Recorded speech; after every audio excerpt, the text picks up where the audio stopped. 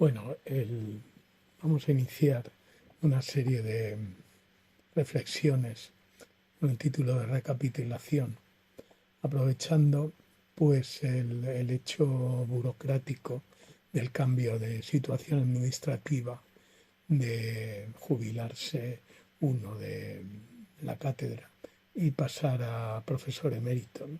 Y esto se hace en un contexto otoñal, no solamente en un sentido, digamos, climatológico y temporal, sino también en un sentido mucho más amplio que puede tener unas dimensiones no solo, digamos, cronológicas, biográficas, sino también históricas e incluso cosmológicas, ¿no?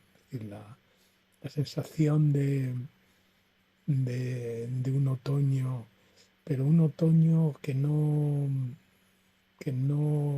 estaría introducido en las líneas del desarrollo normal de un otoño, un invierno, como momento, digamos, de reposo de la naturaleza y preámbulo de una primavera donde renace la vida, ¿no? Sino más bien sensación de otoño, como en todas las situaciones de crisis históricas que ha habido, al menos en nuestra tradición occidental, pues desde el helenismo hasta el otoño de la Edad Media, el siglo XV, ¿no?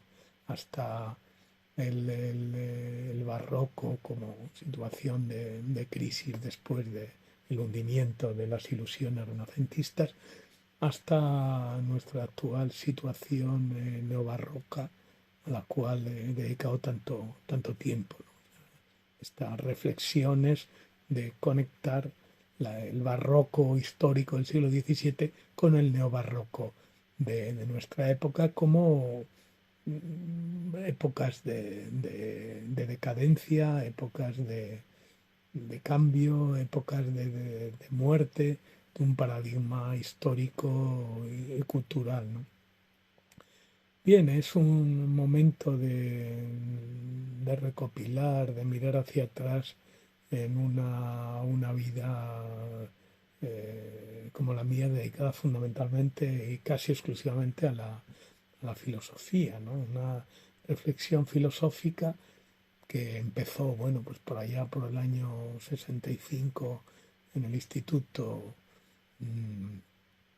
Ramiro de Maeztu, donde tercero de bachillerato, pues Javier de Lorenzo, profesor de matemáticas, en aquel momento estaba desarrollando su tesis doctoral sobre el problema de España, ¿no? Y yo volvía con él en el autobús 51 hasta Sol y él recibió una biblioteca, la donación de una biblioteca de alguien que había muerto, y le dio una serie de libros y entre ellos estaba pues las meditaciones del Quijote, él como tenía las obras completas de su padre Pedro de Lorenzo, ¿no? En casa de Ortega, pues me dio el libro, ¿no? El libro que aún conservo, subrayado por este desconocido propietario que recogió Javier y que me pasó a mí, ¿no? Javier de Lorenzo. O sea que yo entré en filosofía, y por eso le tengo tanto cariño a Ortega, con Ortega. Y de Ortega la generación del 98, ¿no? Es decir, la generación del 98, generación del 27.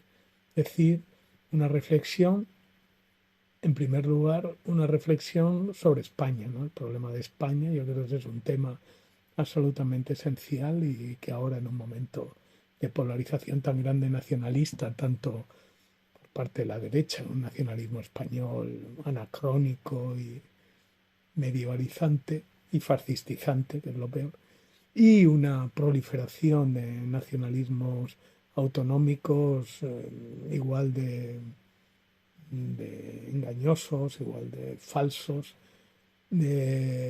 Pues claro, hay la idea de que España en las dos dimensiones fundamentales, ¿no? Por un lado, la dimensión histórica y por otro lado, la dimensión lingüística Yo creo que son puntos absolutamente esenciales y que una filosofía que se haga en este contexto hispánico-español de finales del siglo XX, principios del siglo XXI, no puede obviar, ¿no? Por un lado, toda la tradición histórica que recibimos, ¿no? La cultura, la historia es una serie de envíos, como dice Heidegger y luego Gadamer, ¿no?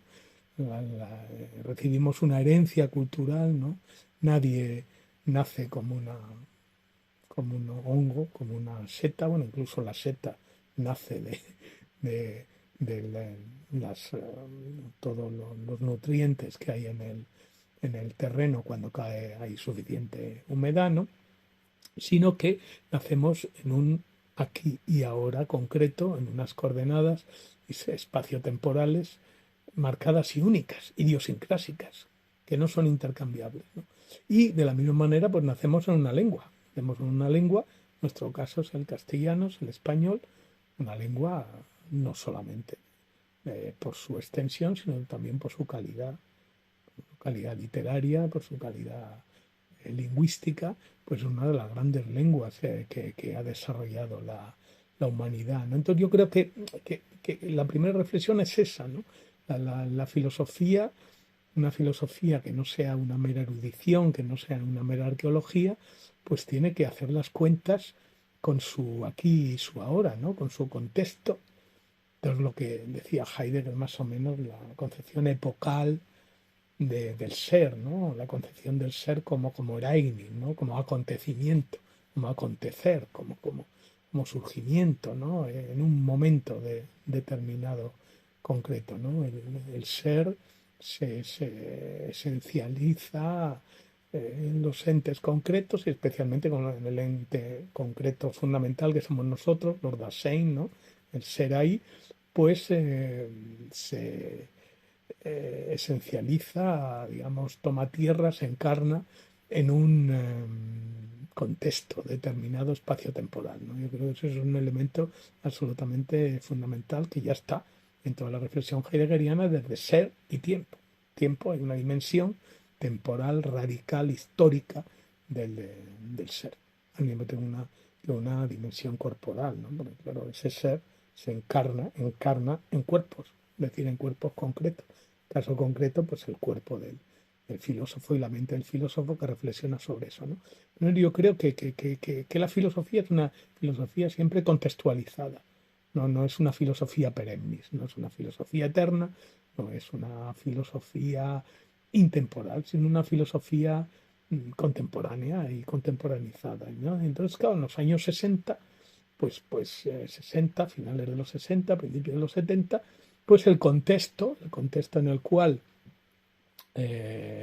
nos movíamos en la universidad, primero en los institutos y luego en la Universidad Complutense en la que yo estaba, pues era un momento muy concreto, un momento que ahora está intentando recuperar todas las leyes estas de memoria histórica y de memoria democrática, ¿no? Toda esa situación de la pre-transición y de la transición como elementos absolutamente esenciales para la constitución de la historia contemporánea, no solamente en el nivel político, sino también en el nivel cultural y, por supuesto, en ese aspecto de la cultura fundamental que es la filosofía, ¿no? Entonces ahí, en ese contexto, en concreto yo, pues me encontré cómo entré en la filosofía, ya digo, entré primero con Ortega, luego la generación del 98, Unamuno, Machado, Baroja, Azorín.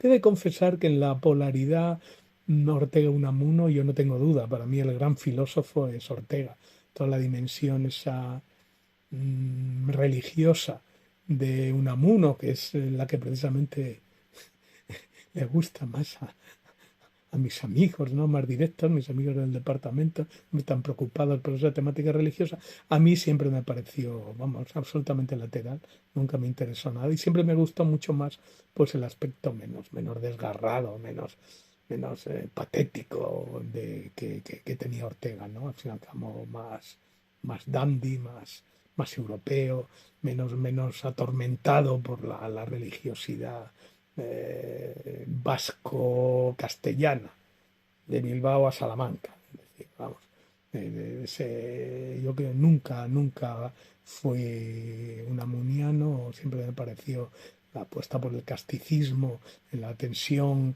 Europa como problema o Europa como solución. Yo siempre vi y sigo viendo Europa como solución. Puede ser una solución problemática, pero siempre una solución.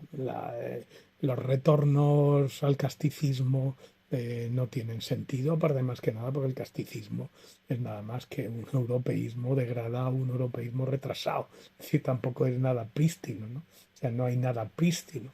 Constitución de la nación española siempre ha sido, ha recibido, somos una tierra de aluvión, ¿no? Una tierra de aluvión, primero de los celtas, los iberos, los fenicios, los romanos, algún griego que se perdía, luego los bárbaros, especialmente además los bárbaros menos bárbaros, es decir, los visigodos que estaban muy romanizados, ¿no?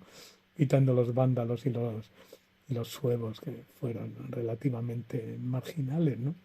Entonces ahí, y luego, claro, la gran aportación arábiga y luego el sustrato judío siempre, es decir, en ese sentido yo también me parece como Américo Castro que somos un crisol de culturas y que aunque es evidente que no es una locura intentar eliminar la tradición cristiana, por ejemplo, el beneficio del árabe, del al-Ándalus, o como hace el integrismo islámico, o de sobredimensionar la dimensión judía. Lo cierto es que en la constitución de la nación española, de la cultura española, de la filosofía española, están los tres elementos, ¿no? De la lengua española. Están los tres elementos, ¿no? Y ahí yo creo que ese es un punto importante y además símbolo de nuestra riqueza, símbolo de nuestra riqueza que el resto de Europa, bueno, quitando algunas partes como sur de Italia, Sicilia, etcétera, pues no gozaron de esa cultura árabe, ¿no? Hay que tener en cuenta además que la cultura árabe es una cultura, digamos, muy culta, es decir, una cultura no solamente a nivel material, donde ellos desarrollaron todas las técnicas, digamos, industriales y agrícolas de origen romano y las mejoraron enormemente, ¿no? Sino también de transmisión cultural, porque la filosofía griega, la literatura griega, la cosmología griega, la ciencia griega, vino en gran parte traducida a través del árabe. Es decir, que eso es importantísimo, ¿no? La cosmología, la astrología, la geografía, todo eso vino al latín a través del árabe, no directamente el griego, ¿no? O sea, es muy importante también. Es decir, que cuando a veces se quiere rechazar la aportación árabe, tener en cuenta que somos europeos, es decir, somos griegos, porque en gran parte somos árabes también, ¿no? Ese es un punto absolutamente esencial. Entonces, ese primer punto, la cuestión del problema de España, la cuestión del problema España-Europa, esa polaridad, ¿no? A partir de la obra de Ortega, pero no solamente la obra de Ortega, también la obra de Machado, ¿no? Su filosofía, pues hay grandes aportaciones también en Descartes, Bergson, en filosofía francesa, y Ortega más en filosofía alemana, todo eso confluye, ¿no? Y luego los otros dos elementos que confluyeron en mis primeras lecturas son en los que aún me sigo moviendo. Es decir, por un lado el marxismo y por otro lado el psicoanálisis, ¿no? Los dos libros fundamentales que empecé a leer, de las primeras cosas que leí en filosofía, fue Psicoanálisis y Marxismo de Castilla del Pino y Eros y Civilización de Marcuse. Dos autores que ya no están de moda, aunque estuvieron enormemente de moda en los años 60, 70, finales de los 70, y que yo creo que sobre todo Marcuse sigue siendo absolutamente fundamental. Eros y Civilización es un análisis de la sociedad contemporánea y del impacto del surgimiento del American Way of Life y las formas de vida a partir de la Segunda Guerra Mundial, absolutamente esencial en sus aspectos políticos, sociológicos, psicológicos, ¿no? Y ese esfuerzo que hace Marcuse en El hombre unidimensional y en Eros y civilización por analizar ese hombre nuevo, producto del capitalismo, es un elemento absolutamente esencial, ¿no? Sobre todo en Eros y civilización, ese intento de desarrollar, por un lado, la reflexión freudiana en su conexión marxista a través de la obra de Reich y el marxismo, el freudismo marxista, ¿no? Esa línea del freudomarxismo absolutamente central, pero quitándole un poco el delirio del último Reich, ¿no?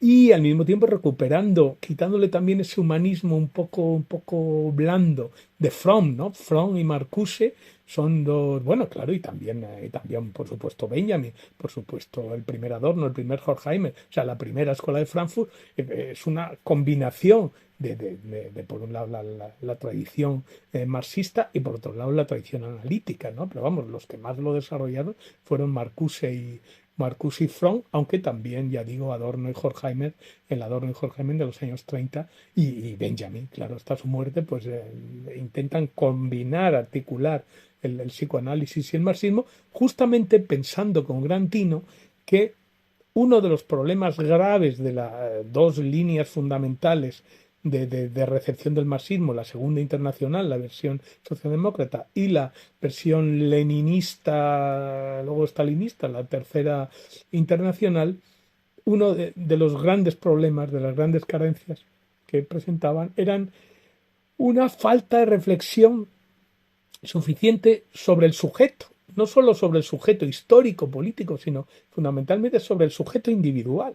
Claro, Marx no podía hacer todo, y sobre todo el Marx que en aquel momento era más conocido, el Marx de madurez, no el Marx joven, ¿no? El Marx que iniciamos nosotros, claro, porque otro de los libros en aquel momento fundamentales en los años 65, 67 fueron los manuscritos económicos filosóficos, los manuscritos del 44 de Marx, que fueron absolutamente centrales para nosotros, precisamente porque presentaban un Marx vivo, un Marx izquierdo hegeliano, en discusión con el romanticismo, en discusión con la filosofía, con la crítica de la religión, con la crítica de la política, con la crítica de la economía política, pero al mismo tiempo un Marx, digamos, filosófico, es decir, un Marx que tenía una pretensión ontológica, una pretensión epistemológica incluso, y que no se, digamos, no se limitaba al análisis económico, aunque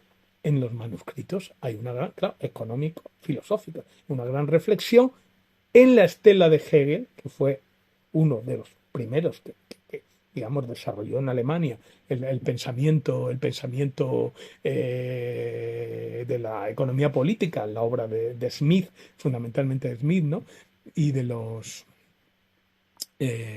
escuela escocesa, pues Marx, por supuesto que se empieza a desarrollar ya en los años 40 y en los años 44 hasta el 48, toda esa parte él empieza a desarrollar, aunque luego los estudios fundamentales los hará, por supuesto, en la biblioteca del Museo Británico en Londres, exilado, sus innumerables exilios, ¿no?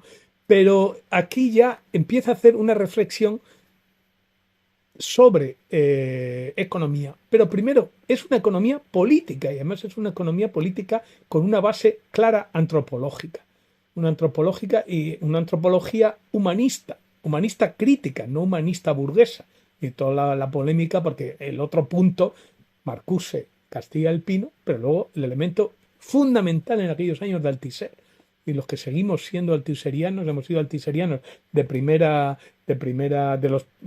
Althusser, o sea, del leer El Capital y la Revolución Teórica de Marx, del segundo Althusser, es decir, de los elementos de autocrítica, la recuperación de Spinoza, la recuperación de Maquiavelo, y del tercer Althusser, el del materialismo aleatorio, que es una mina todavía por desarrollar, ¿no? Entonces, en esta polémica sobre el humanismo, no era tanto sobre el humanismo a nivel político o a nivel ético, sino el humanismo a nivel ideológico, es decir, la crítica del humanismo burgués, la crítica, y sobre todo la crítica del humanismo teórico, es decir, la idea de que la idea de hombre, la idea de individuo, no era un concepto en el sentido ortodoxo del marxismo. Claro, porque Marx precisamente lo que hace, como dice Althusser, es descubrir el continente historia.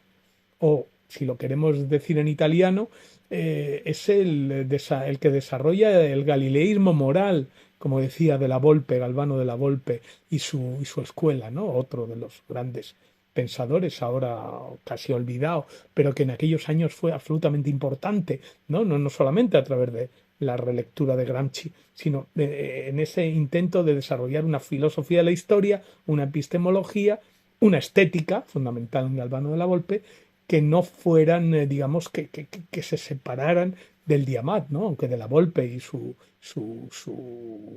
grupo eran marxistas ortodoxos y comunistas ortodoxos del Pichi italiano, pero claro, tenían una apertura, eh, digamos, mental, histórica, claro, porque en última instancia en Alemania, como estaba Gramsci, estaba Togliatti, pero también estaba detrás Croce Gentile, a pesar de sus devaneos fascistas, son toda la tradición alemana, toda la tradición germanística, toda la gran tradición del idealismo alemán, que está en la base del marxismo italiano, no solamente en Gramsci y Togliatti, sino en todo el marxismo hasta nuestros días, ¿no? El marxismo italiano, es decir, que ahí ese fue otro de los grandes elementos, es decir, el marxismo italiano, o sea que por un lado Marcuse, Escuela de Frankfurt, sobre todo, ya digo, la dialéctica de la Ilustración, dialéctica del Iluminismo, Adorno, Horkheimer,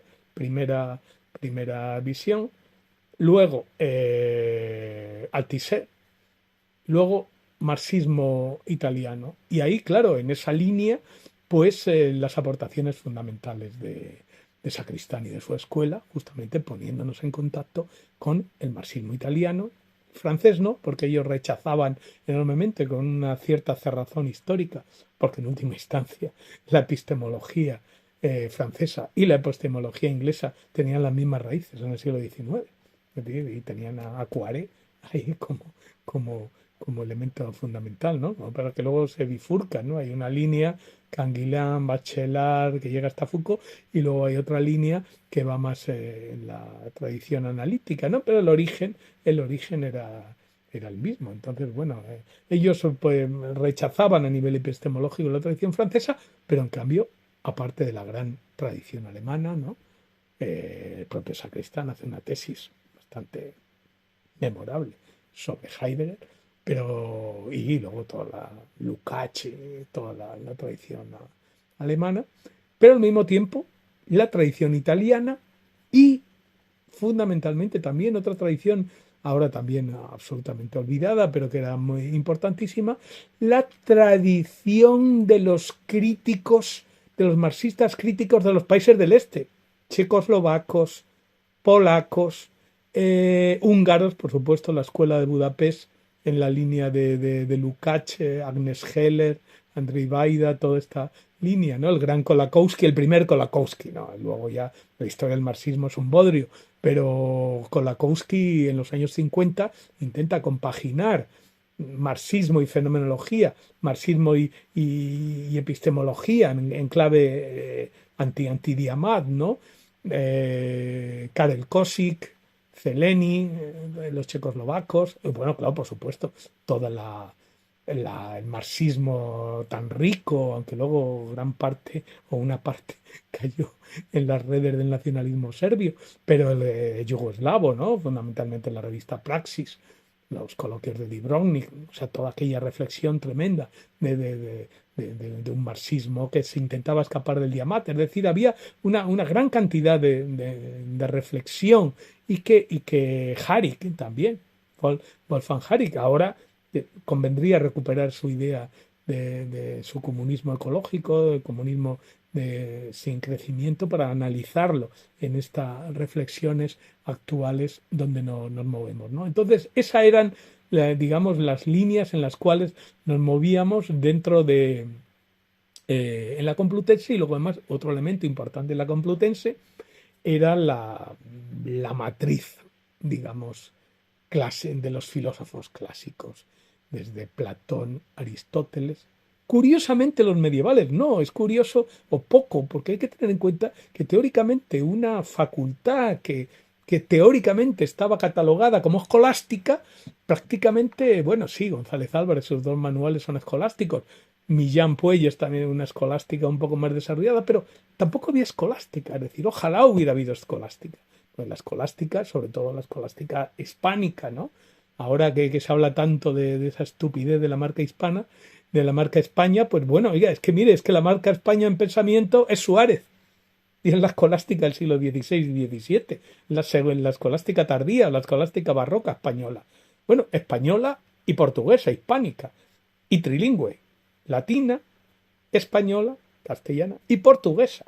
Es decir, es fundamental, ¿no? Suárez escribe en portugués, da clase en Coimbra, da clase en Évora, esa universidad jesuita tan maravillosa, parte de Salamanca. Es decir, que ahí hay la escolástica, pero bueno, la escolástica prácticamente no se daba.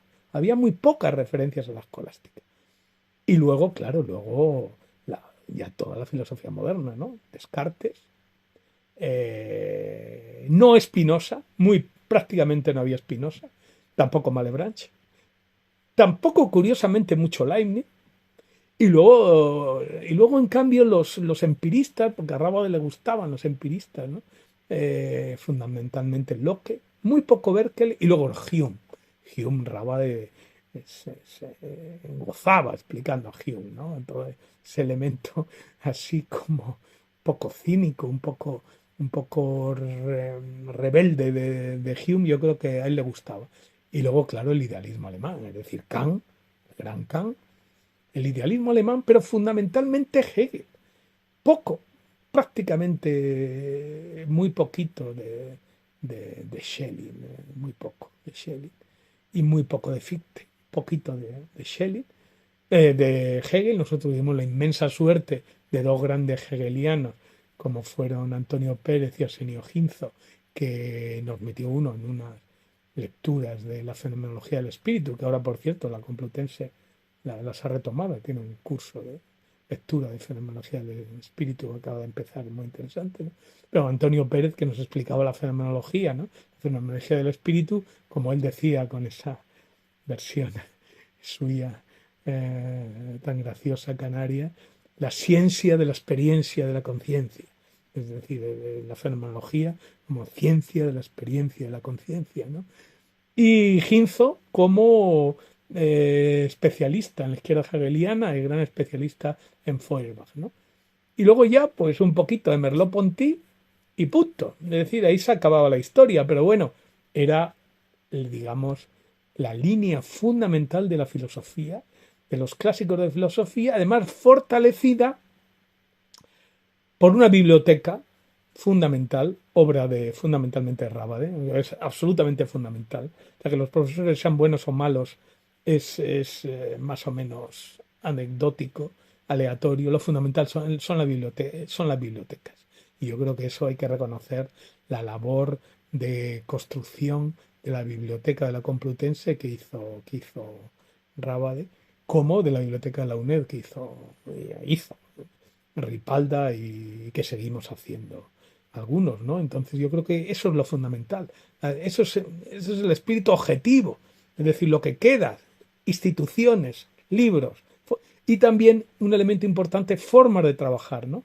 Esa forma que tenía Raba por un lado, claro, por supuesto, las lecciones magistrales, los exámenes, tal, pero luego el comentario de texto, elemento fundamental también, que yo aún conservo en mis exámenes, y luego los seminarios con los becarios, ¿no? Yo di 5 o 6 años cuando fui becario hasta entrar en la UNED en el año 65, pues varios años de seminarios en la cátedra de teoría del conocimiento, ¿no? Yo creo que eso también es un elemento importante, no solamente los apuntes, sino lectura directa de textos, comentario de texto y seminario de autores y de obras concretas. Yo creo que esa especie de tripartición de análisis y que venía a complementar la lección magistral y los apuntes consiguientes, pues yo creo que es un punto absolutamente esencial y una buena forma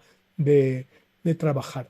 Bien, yo creo que esto es un poco, digamos, el primer punto que iba a abordar un poco mi aterrizaje en la filosofía, ¿no? O sea, bueno, también hay que tener en cuenta que yo, claro, yo soy de ciencias, es decir, soy un ingeniero aeronáutico. Entonces, claro, sobre esa base, para mí la filosofía no era una filosofía pura.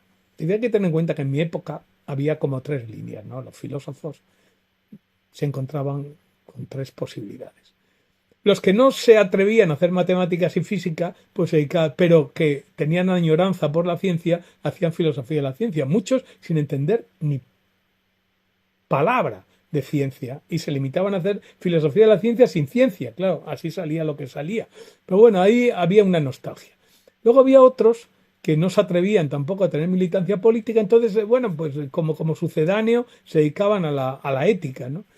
Y bueno, luego, claro, la base fundamental, teniendo en cuenta a nivel sociológico que la inmensa mayoría de los filósofos de mi época habían pasado sobre todo todos los de ambiente rural, habían pasado por el seminario, por la filosofía de la religión.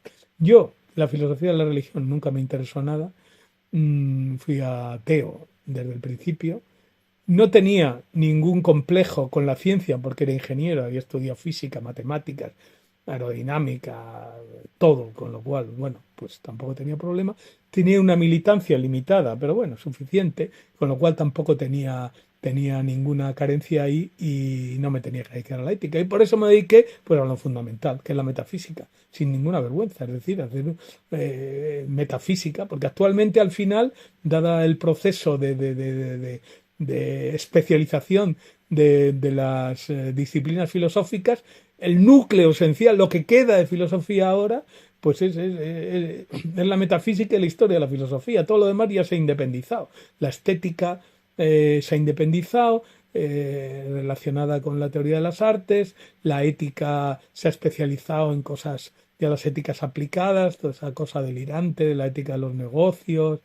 Bueno, hay éticas más serias como la bioética y la ética ambiental, pero bueno, se ha especializado también y la filosofía política también, pues se ha hecho una especie de apéndice de la ciencia política. En la religión nunca se ha independizado la religión, más o menos confesional. Entonces al final yo me dediqué a la filosofía, el núcleo de la filosofía. ¿Y cuál es el núcleo de la filosofía? La metafísica. Ahora bien, claro, es una metafísica y eso es lo que yo he intentado hacer y bueno, desde el año 85 yo creo con relativo éxito, entre comillas, por las respuestas de la gente que normalmente les ha parecido interesante mi esfuerzo por intentar hacer una metafísica moderna actualizada con las reflexiones del siglo XX. Solamente ha encontrado malos, digamos, rechazo, bien en integristas políticos religiosos. Y ahí, claro, obviamente, yo no renegaba nunca de una filiación marxista y de una posición materialista en filosofía, obviamente, claro, en todas sus versiones, claro, desde Celenio hasta Gustavo Bueno, pasando por Lukács, Bloch, es decir, Althusser, todas las diferentes formas de desarrollar el materialismo. Y luego aquellos también que claro, que se creían más listos que yo, que también hay de todo en la, en la viña del Señor, ¿no? Pero bueno, quitando ese par de especímenes, que también ha habido alguno, pero la mayoría de la gente yo creo que, sobre todo los alumnos, unos alumnos, claro, son muchos, ¿no? Son casi 200 por 35 años, dan casi 7.000 alumnos, ¿no? Que es una brutalidad, ¿no? Entonces yo creo que ahí yo intenté hacer una metafísica, en primer lugar, manteniendo la estructura clásica, por eso una especie de ontología e incluso una teodicea, pero claro, una ontología y una teodicea a partir del siglo XX. Es decir, una ontología y una teodicea, una ontología que empezaba de forma clásica a hacer un análisis sobre el ser, las categorías, la noción de realidad, que luego restringía un poco a la razón y a la praxis, esa línea, ¿no? Esas tres categorías fundamentales: realidad, realidad materia, razón, racionalidad y, y praxis. Una razón y una racionalidad desde siempre, también postmoderna en el sentido de una razón no racionalista, o no meramente racionalista, no una razón instrumental, sino una razón abierta, retomando la gran tradición romántica y la gran tradición de la izquierda hegeliana, una razón que mantiene una clave idealista, es decir, una clave hegeliana, scheliniana, fictiana, pero al mismo tiempo hay una especie de recuperación de la sensibilidad, de la Sinnlichkeit y de los sentimientos. Es decir, es una razón, y ahí tiene un elemento esencial Spinoza, es una razón sentimental, una razón sintiente, como diría Zubiri, una razón de clave en última instancia aristotélica. Al final toda la gran filosofía, al menos la materialista, la única seria, es de matriz aristotélica. Es decir, si echamos hacia detrás, pues todos los presocráticos, ahí hay una línea presocrática, fundamentalmente los fisikoi, ¿no? Los fisiologoi, dedicados al estudio de la naturaleza en sus diferentes formas. Un paréntesis pitagórico, socrático, platónico, idealista, que se matematiza y se idealiza, y luego con Aristóteles vuelve otra vez la línea Aristóteles desarrollada por los estoicos y los epicúreos y los materialistas, los atomistas, tal, la línea otra vez seria. Eso se retoma en la Edad Media, ¿no? La clave aristotélica. Ahí es absolutamente central Tomás de Aquino. Es una auténtica pena que no hayamos tenido que no hayamos estudiado bien a Tomás de Aquino y su recuperación de Aristóteles, un elemento absolutamente central, porque es la recuperación del naturalismo. Es decir, la idea de que podemos ser, primero, conocer, segundo, ser buenos, y tercero, desarrollar un sistema político independientemente del pecado y de la revelación. Cosa que el agustinismo político y que el agustinismo teórico nunca aceptó. Es decir, siempre pensó que el mal, el pecado, nos imposibilitaba un conocimiento verdadero, una ética verdadera y una política verdadera. Pero Aristóteles, hay fundamental redivivo en Tomás. Y luego, sobre todo, como ya he insistido aquí, recogido fundamentalmente en la escolástica de matriz suarística, de matriz suareciana, que llega a través de Wolff hasta Kant, porque Kant lo que explicaba en su clase, y ahora Alba Jiménez y otros han recuperado apuntes de metafísica de Kant, y lo que daba en clase, y eso eran manuales suaristas de tercera generación, ayornatados por él y añadidos algo de trascendentalismo y tal, pero lo fundamental eran manuales suaristas de tercera generación, la primera Suarez, la segunda Wolff, la tercera Baumgarten y la tercera Kant. Es decir, y eso es retomado luego la línea idealista, fundamentalmente Schelling en la línea de la naturaleza y Hegel como la síntesis última, y a partir de ahí, de esa matriz, luego eso explota a comienzos del siglo XIX en tres líneas, ¿no? Y toda la filosofía del siglo XIX, XX y XXI sale de ahí, de la explosión del sistema hegeliano.